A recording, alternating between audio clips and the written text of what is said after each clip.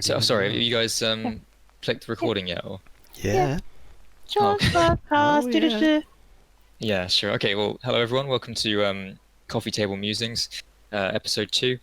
In this episode, I've drawn up a list of 10 different questions, and I'm going to ask them openly to everyone involved. Again, it's me, Sean, Fergus, Dimitri, and Emma, and just who was in the last podcast. And yeah, so with these questions, of course, not everyone's going to have an answer for them, or might not feel comfortable to answer, and that's fine. But it's just open to anyone who wants to kind of take part. And as I say, it's never the what that's interesting. It's always the why behind the questions. So I'll be sure to ask a lot of questions about the answers that people give, and hopefully that can help us to learn more about each other and about why the why is so interesting. So yeah, hey everyone. Hello. Hi. Yeah, cool. So the first question I've got on my list today is I've said what is your favorite quote, but what I can say maybe to refine that a little bit is what is a meaningful quote to you. If anyone wants to answer that question.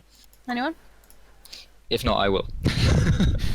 How about you Go start? first. I'm not sure. Yeah. Yeah, start, and I'm sure I'll come up with something. Yeah, sure. I should mention that this isn't really off the cuff because I gave everyone these questions a few hours earlier. Don't. And also.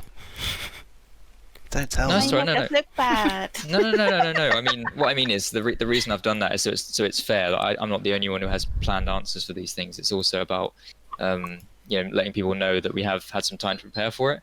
Okay, I have one. Okay, cool. It's your life isn't yours if you always care what others think. Ooh, That's cool. I like that. Yeah, that is interesting. I resonate with that. I mean, that Yeah. resonates with me, sorry. Because then you're not really living the life how you want to. You're living it for someone Who else. cares what other people think? Yeah, go fuck the world. If I want to play Pokemon, I will. Yeah. Mum? If I want to, Sorry. That's a great I'm not start. living That's really my cool. life for you, Mum.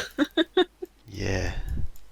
No, that's cool. I think that kind of that is a really powerful message. I think I think to some extent we are all kind of a little bit confined by what we feel the opinions of others are, but the less you are kind of confined by that, the freer and happier you'll be, in my experience at least. Yeah, I mean, David told me a story about a guy he used to know, and he basically was told that he was going to die. He had like 3 months to live, Wow. and he took that time, and he literally just did not care. He had something like crazy colorful leggings, and he just wore what he wanted to wear. R2-D2 backpack. Yeah, Like sure. Breaking You Bad. know, he just didn't care. He's just like, it doesn't matter. My life is too short to please what people think of me. Like, I'm dying in 3 months. If I want to wear this fucking R2-D2 backpack, I'm gonna wear it. Yeah. Yeah, I mean, I think that's interesting. I often thought, like, sometimes, if I was told that my time was up, or my time was coming up, would it change how I was living? I think it would with a lot of people. It would change completely how you think. You're like, well, caring about that thing, that's not It's like important to me Afterlife, anymore. Ricky Gervais. Yeah. Similar scenario. Yeah, he kind of. I haven't seen it, but I read I heard an interview with him saying that he, essentially, the character views it as like a superpower because he doesn't care what people think. He's just gonna do whatever he can until he dies, essentially. Yeah. And that not caring is a superpower. And actually, I kind of agree with that in some way because, often when you say things, when you do things, you do. At least I am. I am concerned about what people would make of it, so it's a very powerful thing to just have your own, will like that. Yeah, but I think this just comes also to social media. It's just like everyone's being the person they think that the social media wants to be rather than just being themselves. And I think it's just the whole that, like, obviously this is such a massive issue at the moment. It just it's very sad. I think. I mean, I said it to Fergus. I mean, I had a bit of hiatus from online stuff, and I don't really. I only go on it now whenever I feel like I can say something, meaningful. But I noticed a lot of people on there are just, I don't know, like the statuses seem to be about Look at me. You look at me, Attention but like in a seeking. way that's for sympathy. Yeah, like kind of like I don't feel so good today, but I'm gonna be okay. You know, like I'm gonna be okay. And that means that they wrote it with an exclamation mark. I was a little bit fierce when I said that, I think, but yeah. I But like, honestly, do you know what I mean? It's just like it's yeah, kinda I like hate the saying, ones where they're like, "Oh, I had such a shit day today," but they don't tell you anything Please Yeah. ask or me anything about like it. that. please and then ask me. And then you got somebody going, "Are you okay, hun? PM Hmm. me." And it's like, for fuck's sake, why? If you know, you've clearly got friends to talk to. Why don't you just talk to Yeah. your friends rather than posting that you're having a hard time on social media? That's You need right, to exactly. advertise that kind of thing. Yeah, and that's actually this could be a whole podcast entirely actually, but I think that um, the worrying thing is you can see, I can see by the amount of posts those people make that they are kind of lonely or at least bored, and you can see that through what they're saying. You know, the words themselves don't match how they're feeling, and it's so it is a sad fact really that a lot of people are doing it or posting what they think will get them attention or likes, and it's it's not a good way to be. So that's what that quote is really great, I think, in that sense. Just realised that. That's the internet for you. Yeah, It's screwed up society, man. the new Yeah, I mean- generation. Was it Gen Z? What they call them? Yeah, I think to a point, you have a good point. I think the internet is very good for certain reasons, but in actual watching talks and stuff, it's Good for making us kind of, communication. Yeah, but I yeah, think ironically, it's making us less kind of it's making us more isolated as a society because we're not actually physically interacting. We're just kind of looking for things online, for example, and communicating online, but not actually as we should be. Because it's in easier real and life. faster, and we don't have to interact with other people to do it, isn't it? Yeah. Less confusion. Or Well, that was great. I mean, just one little quote, and look what we've done there. It's really really amazing how much you can take from it, isn't it? yeah, I mean, and- everyone will take it slightly differently as well. Yeah, exactly. That's right. And I have to apologise, Fergus and Emma, because my quote is going to be the one that I mentioned yesterday. And for the listeners, we did record a podcast yesterday about our 3 favourite movies, but unfortunately the software corrupted and we weren't able to broadcast it. But yeah, It it's was my favourite. amazing. Sorry, what was that? It was really good. Just saying for Oh Yeah, yeah, it was actually really it was good. really it was good. long, wasn't it? just so everyone knows. Yeah, the it was record really show good. there was incredible. It was Yeah, on yeah, point. yeah. Maybe it'll be like in the unseen tapes. Maybe if this goes really powerful and goes really popular, and Discord can give us that recording. That's what we'll see. But yeah, so probably my favorite quote of all time comes from the Dark Knight Rises, when at the end Batman is trying to get Catwoman to help him let people flee the city, and she basically pleads with him to come with her, and she said, "Save yourself. You don't owe these people anymore. You've given them everything." And he says, "Not everything, not yet." And when I saw that in the trailer, I was just hooked. It's such an amazing quote, very short, but for me, it kind of represents the fact that he's going to do everything he can to carry out his belief, and he'll give absolutely everything towards it. And that, for me, that's the most inspiring thing that I can think of, and that's what I want, to be able to do in my own life. So, yeah, that quote really, resonates with me as well. And I'm really happy that I was able to see such a great film and still enjoy it now. It's a good film. Yeah, sure. Cool. If you guys like I said, no one has to contribute to this question. So if you're happy, I can go to the next question. Yep. Yeah, probably, because I don't really have a quote as such as I can think of Actually, from anywhere specifically. just a bit of a segue here that I do remember, Dim, is that you had actually the same response there that you did in university, because I was basically asking everyone to write down quotes that I could put on my wardrobe, like their favorite quotes. And Dim said in university, he said, well, you said, first of all, you said, I don't really remember quotes, but I'll have a look online. And the quote you found was, when deeds speak, words are nothing. And it was just pretty cool. Oh, yeah, I remember that. Yeah, it's like, for example, actions are more important than words. And I remember you showed it to me and Aiden really liked that one as well. So, yeah, it was a cool little memory there as well. Cool. I don't know where it's from, but Yeah, don't worry. Yeah, so the next question is I put scene when I wrote it to you guys earlier, but I think environment is more appropriate. Kind of like I said, describe an environment which makes you feel comfortable. So when I say environment, I mean like something that's kind of you've experienced, but or perhaps not completely experienced, but like a setting and a scene which you would feel very very cozy in. I Yeah, I don't really have one. Sorry.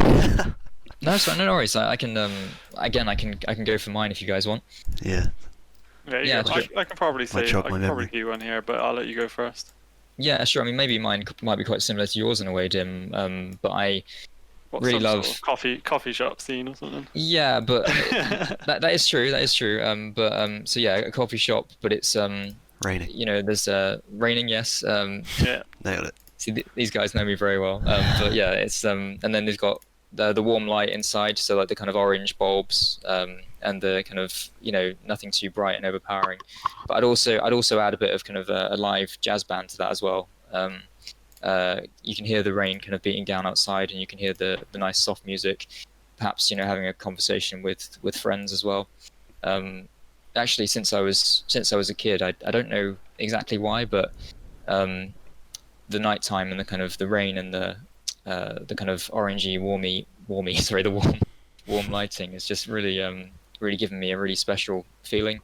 And even now, even in my own home, I just feel like when it's raining outside and when it's kind of I've got my kind of lamp set up, so it's quite nice and kind of not a dull light, like I say, a warm light in there, and you can hear the rain kind of pouring down outside. I just feel kind of captured and transfixed in that moment. It's really powerful for me, and so that's another thing. It's like whenever people say, "Oh, I want it to be sunny," actually I don't want it to be sunny. I want it to be raining, so I can have a nice comfortable time indoors. Of course, not when I'm outdoors, but when I'm indoors, it's a really nice feeling to have the rain as well.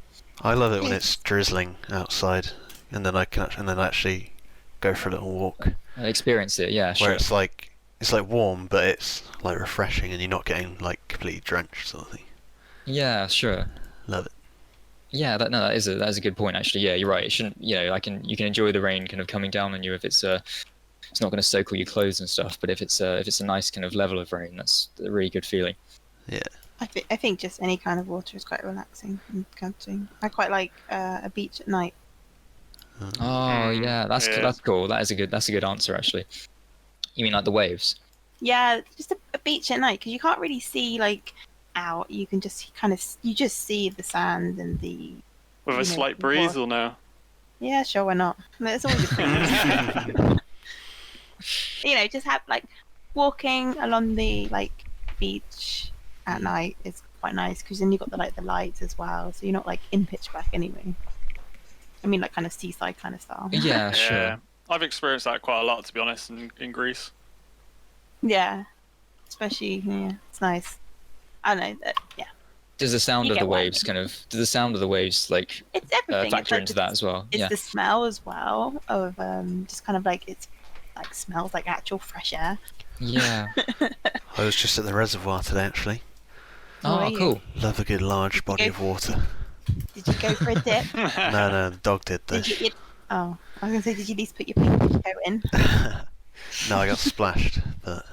Oh. I don't know why, but when you say reservoir, it sounds really sinister, like you're dumping something there. If that makes sense. Like, so when you said like a large body of water, I thought, man, what's going? Let's not go into why I was there. So. And let's leave bodies out of the equation, yeah? Yeah. Okay. Cool. How about you, Jim? Yeah, I mean, I do like a good social scene with coffee and whatnot. But I mean, like I said before, I've been playing a lot of Mass Effect at the moment, and I love like the atmosphere you get in, like on the balconies, on the basically it's in the Citadel, sort of like an artificial like city as such, but you're looking at over balconies onto the city in like a coffee scene with futuristic environment. Yeah, it's just a cool, relaxing atmosphere. Yeah, that's cool, because you're always and this is in sun, so like it gets away from the rain. But I do like the rain too, to be honest, as well. Yeah. But this is like an open ceiling, so this is like outside. Yeah, I mean, I'm hoping, like I said before, I'm hoping that there are new people or people that don't know us listening to this podcast, and they might not know you, but you always love that kind of futuristic scene, don't you? Yeah, definitely. Yeah, yeah. And it's yeah, I can imagine seeing that outside the window. I think that's a really powerful thing to experience, especially because we're not used to it in real life. Definitely. I was just going to see if I can find an image of it, but just to kind of describe it a bit better. Yeah, sure. Feel free. But, I can't actually find one right now. No, don't worry, it's okay. I find for me just like being outside with any sort of, even if it's like a tiny bit of nature nearby, like like a fish pond. It's very calming, yeah. River, stream. Even if there's just some like weeds around, I'm just like, nice weeds. Weeds. Yeah, you know. Well, yeah. I mean, any sort of poison ivy. Yeah, any sort of small amount of nature. It's just yes. Yeah, like refreshing. I appreciate it. Oh, actually, Japanese gardens are just so tranquil and so peaceful. Oh yeah. With the pink kind of trees, is it? No, not just. They don't have to be pink maple. Trees. It could be maple, and they have like the stones, and they do like they have a rake, and they do them in like really nice shapes. Zen garden. Yeah, like a Zen garden. Okay, yeah, sure. And they all have like their little bonsai trees, and they normally have like a little bridge with a little stream and a pond, and it's all. I think we need to get a Zen garden, like a little mini one. Yeah. You can rake it and stuff. Zen garden. Seems like something you should have, to be honest. What, like indoors? Yeah, you know, you get like a miniature. It's like a little miniature pot of like gravel with a bonsai tree in it, and you rake it and stuff. Yeah, your you know, I saw a couple of pictures you showed us of your room layout, and your plants on the windowsill look really cool. I think so. I would like to get myself a plant. I don't have any gravel and a rake though, but that would be cool. Well, I mean, just the kind of green, adding the green to the room, I think is really nice. Definitely, it oxygenates it as well. Gives you energy. I have 2 bonsais now. I love bonsais. You just reminded me to water them, so I'm watering them right now. I need there you go, guys. Oh, what? You can like you can reach from your desk and water them at the same time. Oh yeah. Yeah. Ah. He's multi. It's my kitchen triangle. It's perfectly set up. Yeah, actually, in the one fact about the podcast last night is that I couldn't actually get to my lamp, so it got darker and darker outside, and the screen was the only light in the room because it was completely pitch black. So I couldn't actually leave my desk. So I was so now I've turned the light on before it gets dark. So before I start, so at least I'll be okay if this goes on for a long time. So good thinking. Yeah. Okay. The next if you guys are happy, the next question for me is really interesting. It's what do you believe is the most important quality in a human being? Oh, sorry. Can I go? Oh, I'll just describe it briefly if that's all right. I won't give my answer, but but what I mean is with this question is that I don't mean like what you look for in a human being. I mean like what you think is important in order to kind of further the human race. Like what is a good quality that everyone should have, if that makes sense. Yeah. Go on. Yeah. Cool. Yeah. Go ahead. Kindness. Small acts of kindness.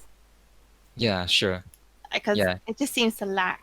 Like I don't know. Like I remember being like on a train and this old lady came in and there was no seats. No one like moved an inch or anything, and like stuff like that. That's a small act of kindness. Like you just give up your seat, you know. Yeah. Yeah. Or like you see someone a little bit upset on the street and you just ask if they're okay. Do they need anything? Small act of kindness. I just think those things, and I don't know if that's to do with social media, that we don't interact with each other so much anymore. But those small interactions and those small little deeds of, oh, I don't have a lot of money. Oh, I'll order you a pizza, like a friend or something. Again, small act of kindness, like that makes that person's day a lot better. Yeah, I mean that relates to a couple of points that I have about questions, later on. But yeah, you're absolutely right. I think even though it's just a small thing for us, in your example, the old lady will remember that probably for a long time. What you did for her, and it'll make her feel good on that day, and obviously it's necessary for her as well to be able to sit down. And you're right. I think it was Mother Teresa that said something like, there are no great acts, just a lot of kind of small acts that build up, if that makes sense. So, and that's really, that's something that we can all do every day, which is a really powerful message, I think. Yeah, and that might encourage other people to do the same thing, I guess. Yeah, and actually, well, Emma's point with social media as well is interesting, because I really hate it when people do nice things just so they can post it on social media. A picture of it. Yeah, I really hate that, because I feel like, okay, fair enough, they did it, but I just feel like who is taking a photo at that time? Who is kind of like, yeah, do you know what I mean? It's just they're doing it for their own benefit, but yeah, and you can say that it still does good, which is true, but it's frustrating if they have to shout about it. I think it's just I feel like the intention is what matters, rather than the the kind of celebration or congratulations you get for it. Yeah, and how the other person feels as well. It's just, but yeah, it's again, it's another issue, but yeah, that's a really good point, Emma, as well. Mm-hmm. Yeah, I think kindness is definitely important. I'd have to say honesty is probably one of my things, though. Is like, someone's not, if I feel like someone's like lying, or if I get like the whiff that they're trying to, I don't know, deceive you. I can think of an example of it. Yeah. it does kind of piss me off, to be honest. I'd rather just be blunt and straight with me. Yeah, even if it's something that they think I might not want to know, or something like that. Yeah, I'd rather just know the facts and details about every situation. Sure. Yeah, definitely. Water. If it's like personal to someone else, obviously, I don't want keeping like, themselves. For example, if someone, that I think, if you asked someone to buy you a Coke and they bought you a Coke Zero and pretended it was a Coke, would you be upset with that, or? Yeah, if someone gave me a glass of Coke and I drank it and it didn't taste like Coke, it tasted like Coke Zero. It tastes like shit. Yeah, it tastes like shit. Yeah, I'm not going to be too happy if I find out that the person that gave it to me was trying to trick me. You don't like being tricked. Well, there are two sides to every story. Like, the first thing is try and cover their mistake. How many times? It was a social experiment. Actually, the full story there is that me and Fergus kindly went to pick up the pizza because Dim didn't want to go to the shops, and we went to get him a Coke with his money, and Fergus accidentally brought the wrong one, and so I thought, to save Fergus, I would just put it in the glass and then see if Dim could tell the difference. But unfortunately, so you're both involved in. Sean tried to help me cover up my mistakes. Yeah, in the deception. I thought in order to save Fergus, I conned Dim, but I tried to con him. He's the guinea pig. But yeah. So you chose Fergus over me then. You know who's really to blame? I see how it is. Who's really to blame is Coca-Cola branding. It's clearly not very clear. So. Yeah, it was too late by the time we realized. Well, I can't read, so how am I supposed to know that it's Coke Zero? Yeah. No, that's not such a big deal, obviously, but I understand what you're saying. Just generally. Yeah, you'd rather people tell you what's what, rather than. I'm very blunt with people. I tell people exactly what's what. Yeah. Because I think at the end of the day, it's only fair. Yeah, that's true. Yeah, so in what you said there, it's kind of like what you think is one of the most important qualities is something that you feel you already have. So that's a really good thing, isn't it? I think so. Yeah. I think, like Emma said as well, I think kindness is definitely because, like, say if someone comes up to me and like swears at me or something to try and I had this thing where I won't go into it too much, but basically if people like not treat you badly, but don't respect you the right way, I'd respond much better to someone who's talking to me on the same level, not like trying to put you down or of course, whatever. Can't respect it. Yeah, sure. I would say another good, well, obviously, like being kind or whatever is sort of the number one, isn't it? Generally, but I think, me personally, I think creativity is quite important to me. Sure, yeah. But maybe that's just. Is that not only in the work that you do, but also in your approach to life, basically. I just think, I mean, obviously it's not that associated with like science or anything, but I think you need that to come up with new things. Yeah, for sure. Yeah, and people. Any new invention takes creativity, doesn't it? Or any new discovery, think outside the box. Yeah. People, the initial when people said the world wasn't flat, when they said it was round, people were ridiculing them and laughing at them and stuff. Exactly. So you're right. Yeah. And even Einstein was kind of criticized initially when he was creating his theories. So that's a really good point. Some people still believe the world's flat, man. Well, yeah, well, but I mean, that's like a new thing now, isn't it? If the world was flat, then the cats would have knocked everything off by now. Okay. There we go. That's disproved another Yep. Yeah. hocus pocus theory. Hocus pocus. But actually, well, for me, although all the qualities you've mentioned are really really great, I would say for me empathy is the most important quality. Yeah. I feel, well, whenever I see differences between countries and sorry. Well, I think you need empathy to be kind, don't you? So it's almost like that's right. Sort of precondition. Prerequisite. Yeah, sure. Yeah. And when I see problems between countries, or even in this country with the government and stuff, I feel like if they had more empathy towards the people that are suffering, then they would be able to do a better job of running the place. And also with wars and stuff, I feel like if people took some time to understand each other more or better, I'm not saying prevent all problems, but I think that if people had more empathy, it would prevent a lot of problems and give the help to people who need it. I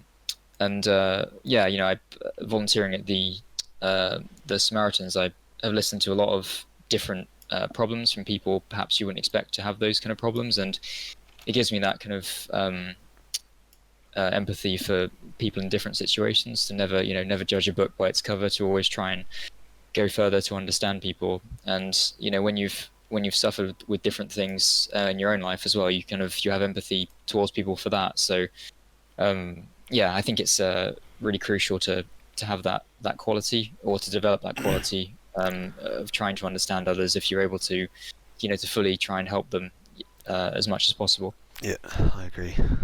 Yeah, I think so too. Cool. Well, that leads us on quite nicely actually into our next question, question 5. So Emma suggested a little bit of a segue for this one, but I'll just say the original question first is, what is the best advice you feel you could give to another person? That's easy. Look out for number 1. What were we just saying about empathy? I think you've always got to put yourself first, because if you're not happy, how can you help other people? Yeah, he does have a good point. You got to make sure you're in a good place before you give any to anyone. Yeah. Otherwise, you're going to be giving out wrong information or bad information. Yeah, I mean there is a famous saying, like, you can't drink from an empty cup, or what is it? You can't drink from an empty cup, and you can't then pour from an empty cup. So you can't give your kindness to others without actually being able to and well and rested. So yeah, you're right. That is a good and point. You got to look after yourself as well, man. Don't let people mistreat you, or make sure you respect doing yourself, well. So others respect you as well. Like, make sure you have money saved up for the rainy day, things like that. Always, Yeah. Because if things go tits up, you're going to need that money. You're going to need your friends. Yeah. You know what I mean? Yeah, of course, yeah. Do you guys have anything to... I have my own answer for this, but do you guys, Fergus or Emma, have anything to add to this one? I would sort of relate back to what Emma suggested with her quote, which is sort of, you shouldn't care too much about what other people think. That's true. Don't not do something because you're worried about what other people think. Pleasing society. Because just do what you want to do, basically. Then be your own person. Because you can't please everyone, can you? There's different groups of people that like different things, so you just need to find your own social group that you fit into. Stick with that for the main part, but obviously respect other groups. Or even just something like, I really like, I don't know, singing, for example, but I'm not very good at singing, so I'm not going to do it, and people think I'm rubbish. But just everyone starts somewhere, don't they? So once you get out of that mindset of you won't like me. Sure. just do it. Shia LaBeouf said, actually, there's my quote. Shia LaBeouf, just do it. Done. Fergus is hoping you'll get some voice acting work out of this podcast, so that's great. That's a really good impression. He hasn't shown us anything. Yeah, a little bit. You haven't shown us much. There was Pepe. Saving it, mate. Saving it. Yeah. I say, Emma, we can go into your point if you want in a sec. I'll just but if you haven't answered this question, we can listen to it. If not, I'll kind of go into mine, and then we can talk about the little segue you asked for as well. Which point, sorry? So basically, what we're asking at the moment is, what's the best advice you could give to another person? And you suggested earlier saying, what advice would you give to your childhood self or your younger self? It would be love yourself for who you are. Boom. Okay, yeah, sure. So it's kind of related to what you've about not caring what other people think as well. Your quote. Yeah. Yeah, sure. No, that's really good. I've spent too long in my life making sure everyone else is okay and not looking after myself. Yeah. I think that's really. Yeah, that's. I think a lot of people can relate to that.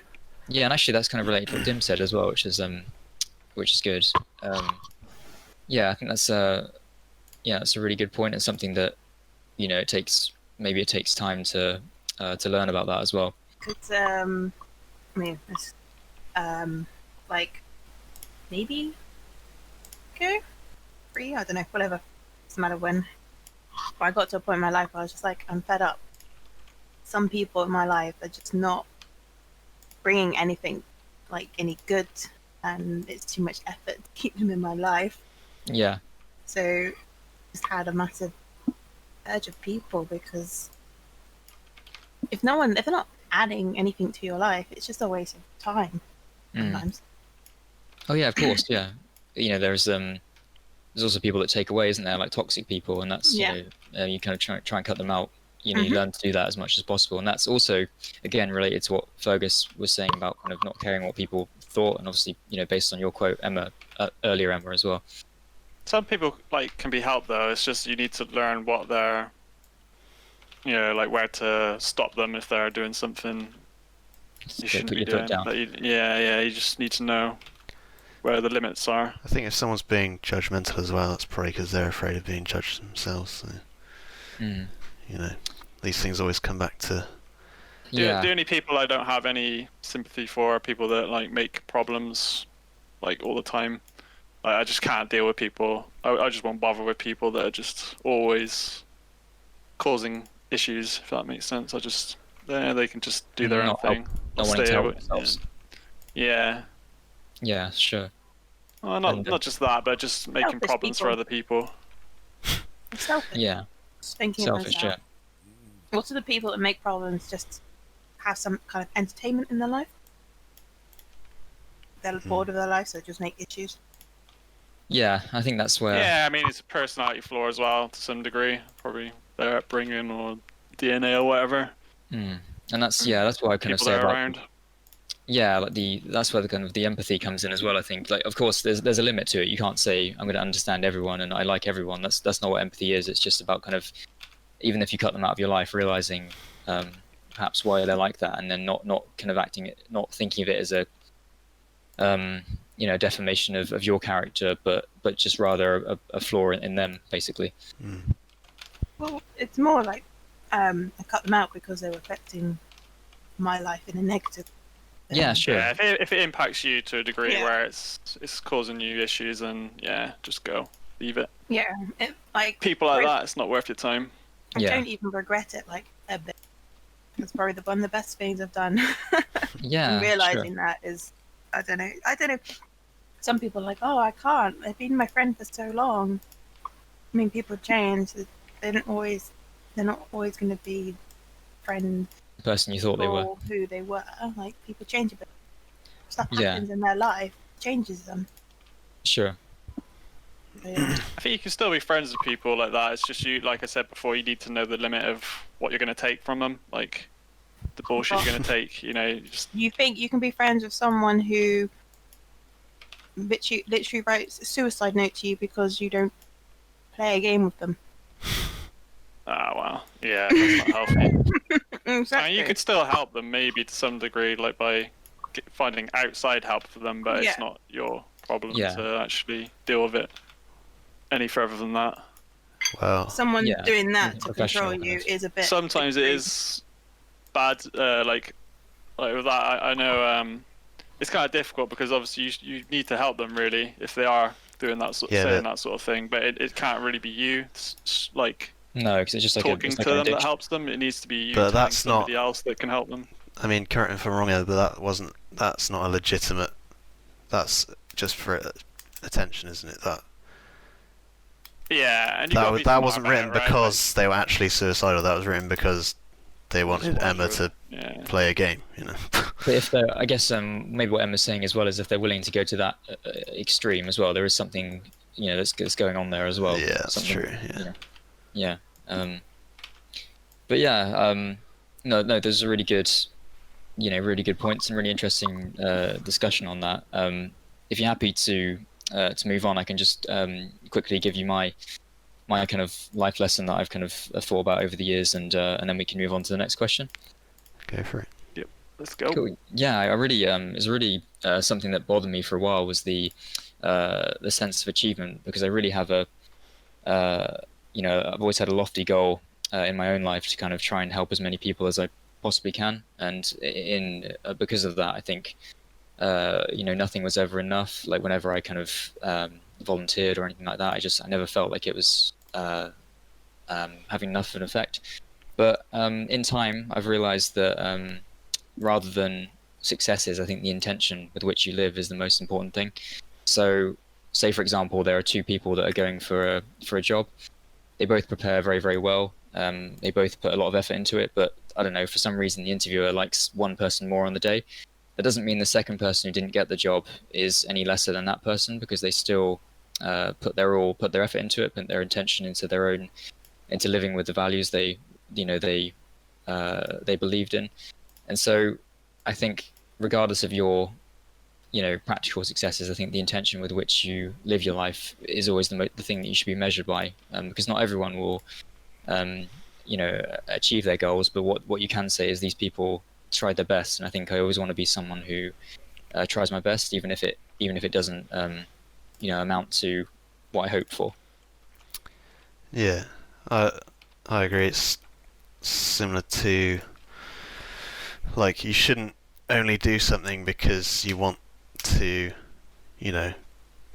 be the best at something or whatever. You should do it because you want to, and if you're doing it just to hit a certain goal, then you should think about it in a different way, basically. I don't mean it exactly that way. I just kind of mean like. Well, it's probably a different context, a different. Yeah. But yeah, I do understand. Yeah, I do understand what you mean. I just feel like I want that's what I would say anyway in terms of like my goals. Like, that's more for like, I don't know, that's more for sort of like career path or any sort of creative endeavor, like not for helping people, obviously. Sure. I mean, that's in that case, I completely agree. But yeah, I think so. What I kind of pride myself on now is every day that I live and act with the right intention. And if I did that, then when I my head hits the pillow, I can feel happy with what happened that day. So that's what I would tell someone if they were growing up, and that's what I would. For me, that's the best advice that I could give someone about life. Interesting. I think mine just relates back to that thing I said earlier, where you just got to look out for number one, really, like make sure you're happy. Sure. To begin with, that's all I can really say.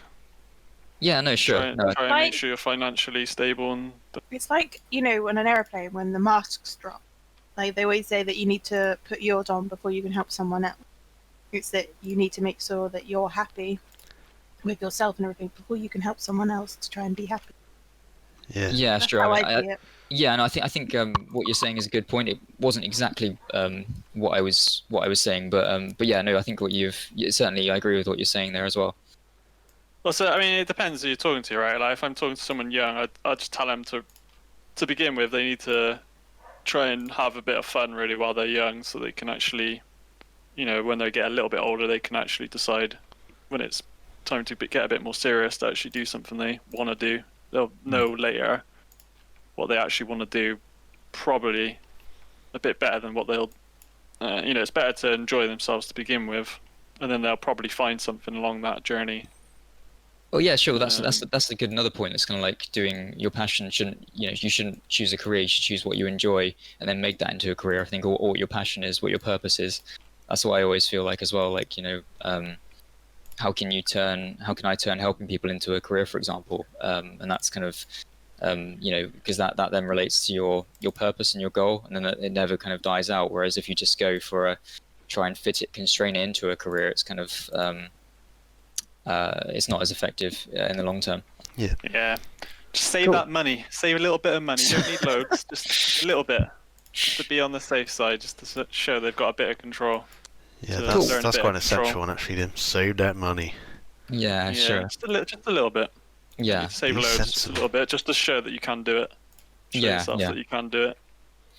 Cool. I think we've gone through that for quite a while, so I'm going to go for the next one, which is a really interesting question. Again, it may be too personal for some of you to want to answer, or you may not have an answer. But I've got, what is your proudest moment in life so far, or a moment when you felt like an immense sense of pride? I don't really have an exact answer, but any time that I sort of, I've been working on something. And then I sort of finish and I'm like, yeah, that is really good.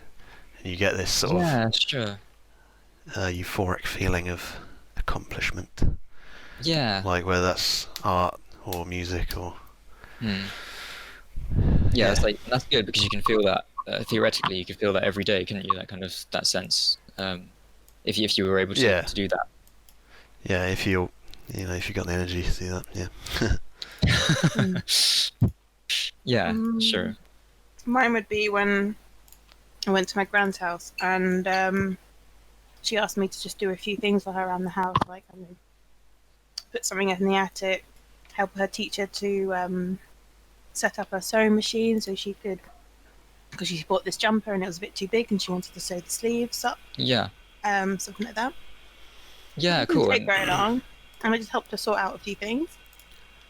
That's cool, so actually. grateful about it. Yeah. It just made me feel so bad. I was like so good about it. It's such a minor thing for me to do, but for someone who, has like kind of arthritis and struggles with like opening jars, taking something or going upstairs. Yeah. Things we take are such a minor thing. It's such a big deal for someone who's a bit older and struggles with things. Yeah, that's great. Well, that's a really nice kind of sentimental one. And it does relate to my own proudest moment as well. I just thought I before I cut in, Dim, do you have anything to add to this? I can't really think of one, to be honest. Not off the top of my head, anyway. That's okay, don't worry. That's okay. My past, I'm not very good at just remembering stuff. I forget stuff very quickly. Yeah, I'm sure. not reminded about something. Yeah, no, it's okay. It's no problem at all. For me, I don't know if I've told you guys this one, but it was when I was about 8 years old. I woke up to go to the bathroom in the middle of the night, and there was a beetle drowning in the toilet, and I scooped him up with a spoon and put him on the side with on a piece of tissue, and that was it. Because when I look back on that moment, that is my proudest moment, because in that moment, again, what I was speaking about, in terms of intention of living. I literally just leapt to do the right thing, not because anyone was watching, not because there was any reward for it. I literally just wanted to save the insect's life, and I did, because when I woke up in the morning, it moved from the tissue that I put it on, and I just think for me the intention was the intention to help was there, and that's what I want to kind of recreate every day with just that kind of sincerity, if I'm able to. Yeah, not to make your story seem insignificant, but I always, whenever I see like a insect in trouble or something, I always give them a little helping hand. You love animals, man. You save every animal you can. Yeah, I love them. Bees especially. Yeah, They're sure. dying. We need to save the bees, or the planet will die. Okay. No, that's good. That's actually a good. I think that's as a good a message to higher have on the intelligence, podcast. it does fall to us to help the lesser creatures. Yeah, sure. And yeah, as I say, it's great whenever we're able to do that, and that's something we can kind of encourage on this podcast as well. Certainly, it's it's not just your life that matters. It's everything around you, and even things you can't really relate to or see much of. It's important to help whatever you can. So yeah, that's a really good point that Fergus made as well, and Dim there. If it isn't going to hurt you might as well help. Yeah. Sure. Yeah. Right. Yeah. Cool. So the next one's quite an interesting one because we all went to university together, but it can be from school as well. Your favorite memory, and this is actually a question that Emma created, but your favorite memory from school or university, if you can think of it. What was the question? Sorry. Your favorite memory from school or university. Okay. This is where you need to tell the story about during the dustbin. What's that? Sorry. Yeah, the teacher in the dustbin. Teacher in the dustbin.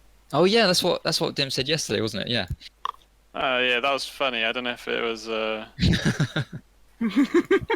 Should we phrase the question again? It was. What's so your favorite memory from school?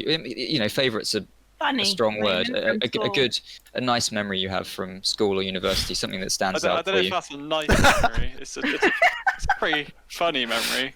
I don't remember the teacher. I want to hear it anyway. So. Well, it was two teachers. It was on our last day. I think it was our last day of school, high school. Basically, we went to the graphics class. No. So we did the science class first, and we got the teacher strapped up on a desk chair. Just taped her up with loads of sellotape, wrapped it around the chair and her. Was it consenting? And, just 8 kids just carried her out of the science block and lobbed her in a big dumpster bin. That sounds terrifying. Yeah, it's horrible. I can't remember how it all ended, but was she kicking and screaming? After, but no, I think she was laughing. But what school was this, by the way? But then they tried to. I won't say just in case. Where was it? Where was it? Gloucester. No, it's out in the forest. All right. But yeah, there was they stuff tried like that. The same sort of students tried to do it again later on in the day to another teacher, the dude in the graphics class, and they got into the chair. He started strapping him up with the sellotape to it, and he went rah, and just broke out of the sellotape and wouldn't let him do it. That's pretty cool. It's pretty hilarious. I'd be terrified. I was thrown into a bin, taped into a chair. That'd be man, especially when the lid closed. That'd be crazy. Oh, I didn't close the lid. I just remember going in the bin. Throwing banana peels on. Yeah. That reminds me of at school, again last day, where they didn't like a certain teacher, so they the whole rugby squad picked up his car, and it's quite a small car. No. It's not one of those massive ones. It's one of those little diddy kind of smart car ones. Yeah. They picked it up and moved it across to the other side of the car park. So he couldn't find his car and it was stolen, and they called the police. I remember... And everyone told him, and you parked it in the other car park. It's in the other car park. Man. The kids in my brother's year at school used to throw bits of ham and bread on their teacher's windscreen. Speaking of car vandalism. Well, every day. I think every now and then there's. Teachers have it rough, don't they? Bit of ham. I have to say, Sean, I don't really have a favourite memory from school because I didn't really like school like you. Oh no, it can be university as well. Yeah, I don't know, Jack. That Sean Thomas at the start of the presentation in the front of the room, that was amazing. But I don't think we can repeat that in language. I remember Emma screwed us over. We ended up staying up all night on the last day. Do you remember that? What? No, how did I screw you over? It wasn't directly your fault. I think you had a lot of stuff on your plate, so you were stressing. You were stressed the fuck out, man. It's going the wrong direction. Worst memory.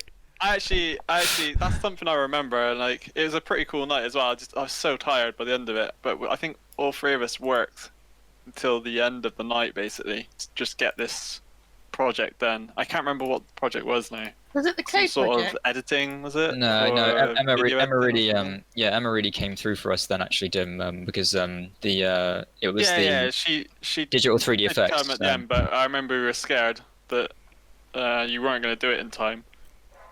Sure, I mean, but I think it was. I don't remember this. I didn't do any editing. You had a really bad. You had a bad group. Web design team. Yeah, and you know, obviously, you won't mention names or anything, but basically, it left you kind of in a bit of a difficult situation with our project, but you did well to catch up and get it sorted in time. And when I came in the morning, I was really happy to see the video. Didn't we stay up all night though? I remember staying up all night. Yeah, well, actually, to be honest, it was like, I had like 3 hours sleep or something. Yeah, I remember going out and drinking Red Bulls and stuff. Yeah, actually, I'm not sure. I think you went to stay at Aiden's or something, and then you that's it. I have a photo of you on that day. You're wearing that hat, and you were kind of like asleep in the chair. Fast asleep. Yeah. And you said I've got to drive home now. I was quite worried actually, but yeah, but yeah, that was an amazing project because I remember.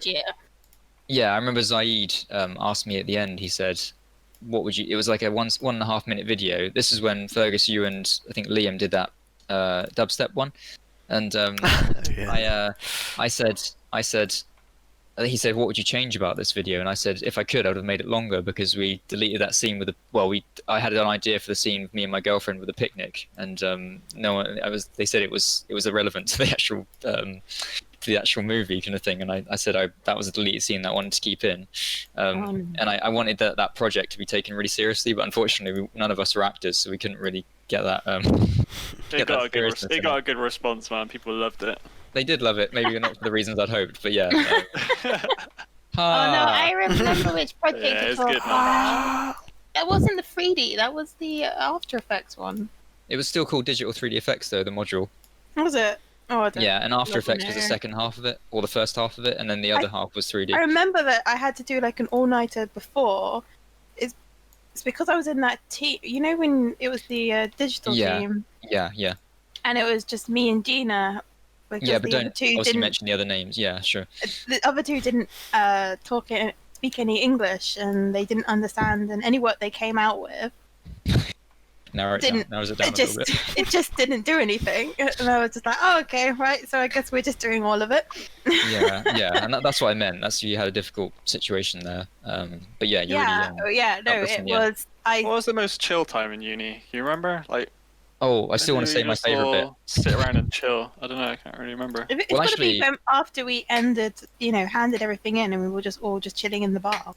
Yeah, well, actually, my favorite bit, yeah, that's it. Actually, that is it. At the end of first year, it was my favorite memory of university. Is that basically it was actually where I met you guys for the first time, Dim and Emma, only briefly at that point. But I was kind of with like Joe, Fergus, Sean Thomas, and Steve and stuff, and we'd all handed everything in, and we were we just at the SU bar together. And I just remember actually, there's a little interesting moment that happened before that, is where I started talking to Mike for the first time, and I said to him, basically, Sean Thomas couldn't export our game project properly for some reason, and basically, I think at 8 o'clock the shutters closed, so you couldn't hand it into the post box, and I said to Mike, I said, can you go, and he had finished his project, so I said, can you go and stand by the shutters for us?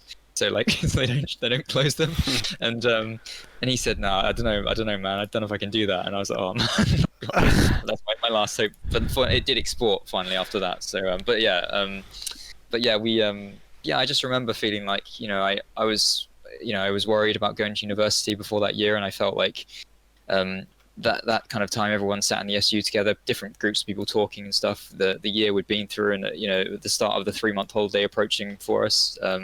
For me, that was a really amazing moment where everyone was involved in, and as it started the tradition where I got a big sheet of paper and made everyone sign it about for famous quotes throughout the year and stuff. I thought that was really cool, and we had a big photo taken with that piece of paper as well. So for me that was the most chill time and the best time at university. We did recreate that every year, but I think I remember sitting up in the computer labs a lot with we used to get coffees from down the SU bar, didn't we?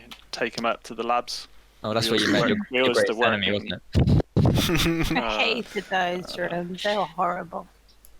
But yeah, I like this situation we had though up there, like where it was like 4 or 5 of us on the group project, just like chilling out there together. Like that was nice. That was a nice atmosphere. I organised days we'd all work together, didn't I? Yeah, that was good, man. I wasn't on your team. I don't think. No, but I mean, but yeah, it was basically like a 3rd-year room at that point. No one else came in, which was really cool. Was that your games one? Your 3D games one? Yeah, that's right. Yeah. Well, it was a group project. Yeah, it was group project. Yeah, but it was group, but it was a game. If that makes sense. Yeah. Okay. Yeah. I just thought. I think it was. Yeah, we had a little bit of an issue with members of the team sometimes, but yeah, it was a good. It was really good. You're always gonna have. I remember always sitting next to Fergus. I was like, "Your pain is my pleasure," or some stuff like that. And he's loving it. I didn't even know you back then, really, but I remember getting to know you. Yeah, I'll be doing some work, and you're like, you should work together. Yeah, also, I'll be doing something. I remember a really good moment at uni when we were. Yeah, sure. It was Nina's class, and someone fell asleep. Oh, Steve. I wasn't going to mention names, but okay. Oh no, he won't mind that. It's alright. And just fell asleep, and everyone was laughing, and she just carried on like nothing was happening. Yeah, he started snoring, didn't he? Really His head was like all the way back, over the back of the chair, and he's literally like snoring up into the sky. Yeah, we were all trying. Like, it's like that bit where you can't laugh loudly because otherwise you get kind of like you'll get found out. It was so loud, man. Yeah. No, I remember me and Faraday were just fucking giggling for ages. We couldn't stop laughing. Yeah, that was. And Paul, I think actually on that session, I think Paul and Zai came to watch the session as well. So it's kind of like, yeah, it's kind of like a triple threat for him. Yeah, that was a funny moment. To be fair, that was great. I'm glad that kind of question. That's a good question, Emma, because it kind of we could probably spend a whole time about uni, to be honest. But it's good to. Yeah, we probably should only do like one more question left because we've already been going for an hour. Yeah, split. Oh yeah, sure. Okay, so cool. Make sure you pick a good one. Okay, well, I'll let everyone choose. So I've got 3 questions left. I'm gonna let all of you guys take the vote. I won't be part of it. Use them for next time. Just pick one. Oh yeah, but they're only brief. Tell us them. They're only brief questions. They're only brief. Oh, okay. So the first one, who is your biggest hero or inspiration? The second one, name one moment which sticks out for you in a movie or TV series. And finally, how would you like to be remembered? I probably wouldn't be able to pick a favourite moment from a. Okay, TV sure. series. We'll eliminate that one. Very broad for me. Yeah, sure. I can answer that one real quick. Blade Runner 1, and the very end when the guy who does that like speech. Yeah, I can't remember. Oh well, but I just love that. I think I've heard that in a few like songs. Like I think it's probably sampled quite a lot. Mm. I was trying to remember the character's name, but I can't remember off the top of my head. I mean, what was the other 2 questions? Yeah, so the one is who is your biggest hero or inspiration, or any kind of inspiration. Is this hero like fictional hero? No, or it doesn't have to be fictional. No, it can be fictional or in real life. And finally, how would you like to be remembered? I can do the fictional. Let's go the hero. Not fictional, but the character. Yeah, I can do that one. Okay, cool. That's a nice way to end it. So yeah, if you're okay with that, Emma, it can be fictional or in real life as well. Thinking. Someone else. Actually, there was. I don't know I don't know who it was, Emma, but I asked you this question several years ago, and there was like a. I don't know who it was, but some kind of. It was definitely like a lady that you picked out, because I asked everyone to put an image of their biggest inspiration, and I think Mike Faraday did Lovecraft, but I can't remember the name of the lady, but she was like I think she came. Yeah, it was kind of like she came from nothing. I think it was. Yeah, I do really like her. Sure, but I don't think she would be my all-time favorite. It can just be a general inspiration if you want, if you can't think of one. But yeah, so cool. Let's go for it if you guys are happy. Yeah, I guess I'll go. I think mine is probably Mike Shinoda from Linkin Park. Cool. I just think the level of creativity he has is just like insane. Like, he's been doing these live streams recently where he basically just makes a new song every single day, or does some art, and he gets input from the viewers and all that. But like, it's just the stuff he comes up with is just always so cool, and like I just really like the vibe of it, like the kind Just indescribable. Yeah, I mean, does that relate to you saying that creativity is a really important part in a person for you? Yeah, I mean, like just like watching him just like gives me like energy to like, it makes me want to make, gives me a boost to like do something, inspires me. Yeah. Also, sure. like he does all these fundraisers for charity and everything, and I just think his whole outlook and everything is just like something to aspire to, I'd say. Yeah, that's cool. That's really good. That's a really cool answer. Actually, I didn't actually know, and I know that you really liked him. I didn't realize it was kind of it was to that level. So that's cool. A new one for me as well, which is good. Yeah. Cool, Dim. I've been actually I don't know what Emma's going to say either actually, but I was interested to see who you'd say because I haven't actually heard you speak about an inspiration before. I'm just trying to pick. I got a few that I like, but it's obviously going to be some sort of space cowboy character, but I don't know which one to pick. Yeah, sure. Yeah, there's a couple like Spike and Gene Starwind from like animes and stuff. Well, maybe you can talk about what it is you like about that character in general. I guess it's just the confidence of it and having the respect of it, like a team. That's they cool. Have, like, the confidence in the team beneath them that are loyal to them. Yeah. That's cool. Yeah, I don't know. And he's like that they kind of look out for their team, and that's all that really matters. Yeah, so that's kind of like the notion of being respected, being confident, and having that group of people with you as well. Yeah. Yeah, that is really cool. Like if I was to be in any sort of situation, I'd love to be in that kind of situation. Maybe not necessarily that person, but just a part of that team. Yeah, that is cool. That's a really cool answer. Emma, I have an answer. So if you want some more time to think, I can go with mine if you want. Sure. Yeah, sure. So yeah, my I don't know. You guys might know this already. I'm not sure, but my biggest hero is Naruto Uzumaki, who is the main character, obviously in the show Naruto. The reason I love Naruto is, well, several reasons really, but instantly kind of resonated with him because basically as a child he's kind of rejected by almost everyone. He's left by himself, and he has to fend for himself. He has experience of a lot of pain, but he never gives up in trying to earn the respect of the village. And I have to say, if anyone hasn't seen the series yet, I'm going to kind of reveal a little potential spoiler here of a great moment that I like with Naruto. But so you can maybe turn it silent for a while if you haven't seen Naruto yet, because I know one of my friends is actually in the process of watching it. But basically, so I can relate to Naruto for several reasons, but he never looks to destroy his enemies. He looks to make them his friends and looks to understand them.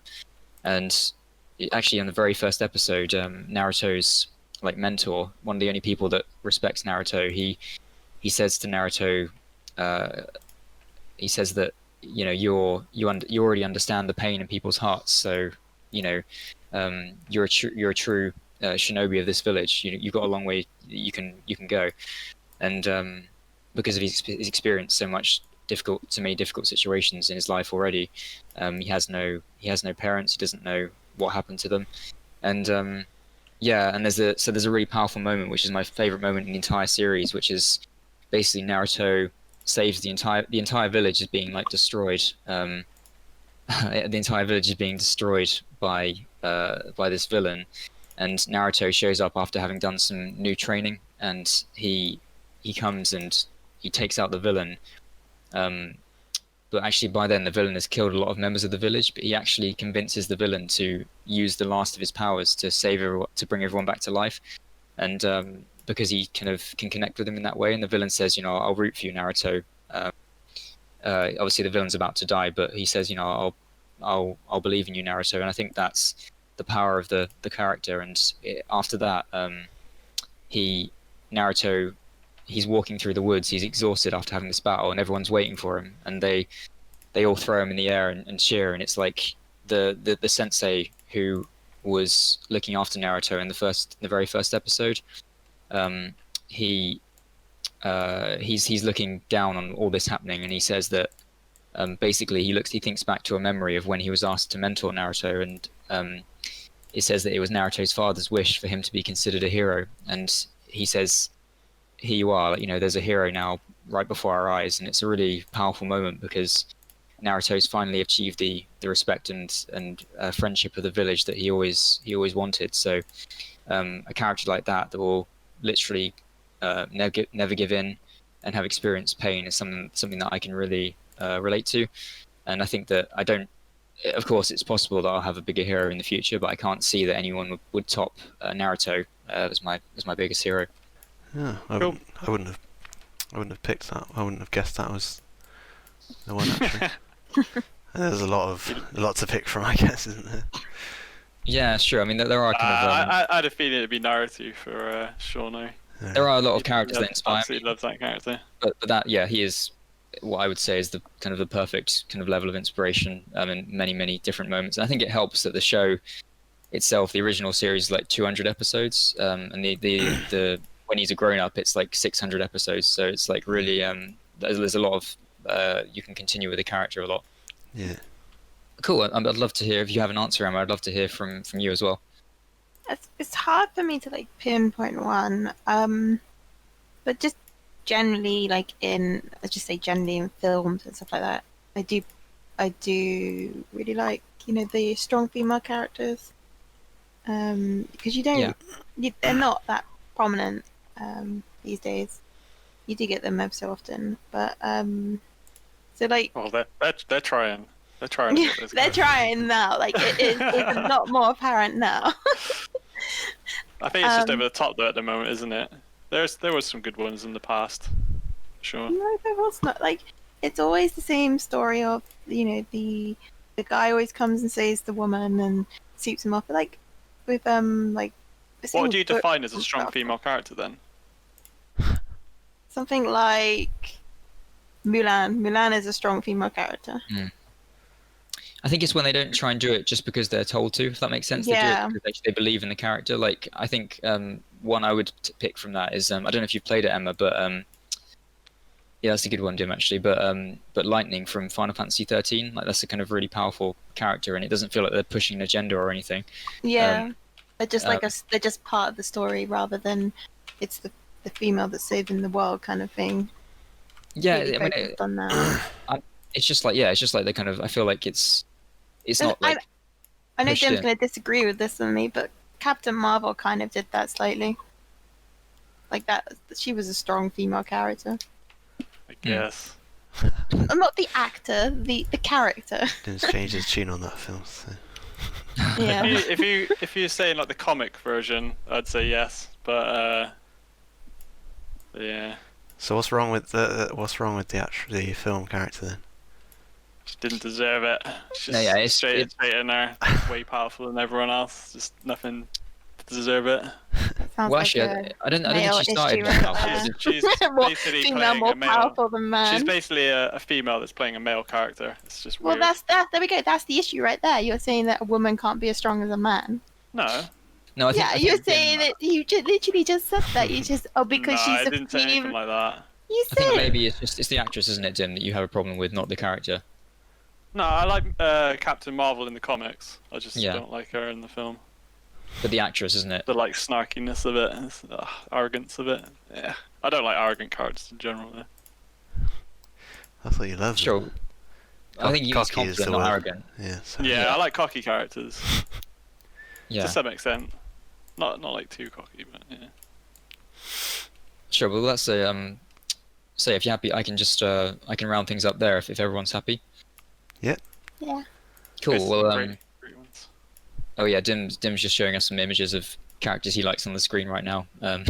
Sorry, you can't see them, but yeah, yeah. So it's really interesting to ask everyone these questions. Thanks guys for taking part. I think just what I was saying at the start, really, they're very simple questions, but not only the answers can be complicated, but also I guess it's always about asking, why do you feel that way, and that's when you can really get the true depth of a person. So yeah, I was really happy to record this, and hopefully you guys can enjoy it and join us at the table for the next episode. So we'll see you soon.